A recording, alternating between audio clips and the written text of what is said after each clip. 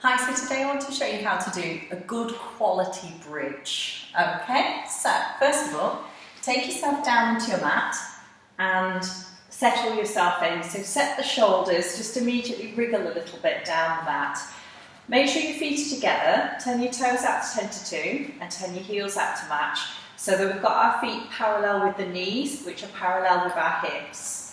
Place the arms down both sides, and then from here I place my chin down a bit further and I lengthen out my neck. Gently widen the collarbones and feel yourself settling in so you can gently start to maybe think about the roll of the pelvis with your pelvic tilt. You're going to breathe in as you extend and breathe out, curl and roll the tail to between the knees, journeying your way up.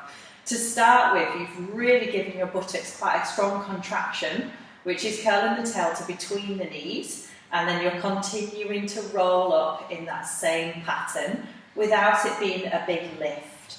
You're going to breathe in when you get to the top with the shoulder blades together on your back and the rib cage not flaring into an arched spine but down on the body so that the buttocks are doing most of the lifting work. Breathe in here.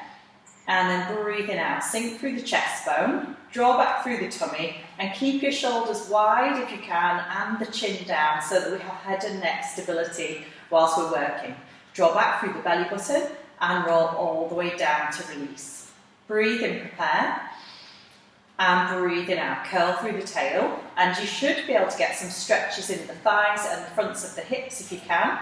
Draw back through the belly button and rolling up. So especially if you're tight in those hips, you're going to really open through and extend. And you might find at first, if you are very tight, you can't even get the full hip extension and that you're a little bit soft around here, despite the fact you're working very hard. It will take time to open up the hip flexors. Breathe in and breathing out as you sink and roll down all the way down to the bottom. Your buttocks don't get to switch off until the very end, so you're exercising your buttocks for a more prolonged period of time. This exercise is better for your back because you're flexing and stretching your lumbar, and that's giving your lumbar spine and the vertebrae some space, and it's also strengthening the abdominals as you draw your tummy back and down with the rolling up. If you find that you're just pushing and lowering and pushing and lowering, yes, you're getting a glute exercise, but you're not necessarily strengthening the abdominals and you're using your back muscles a little bit more. There's nothing wrong with this exercise, but if you want to go for a more focused approach, then go for the tail curl. Go for the tummy to spine and roll your way up right to the top. Keep the shoulders back. There's more work that can be done through head and shoulder stability as you roll down, draw back through the tummy and release.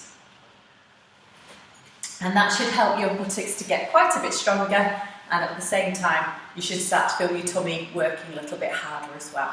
Hopefully you can stretch out the thighs and you'll get lots of benefits.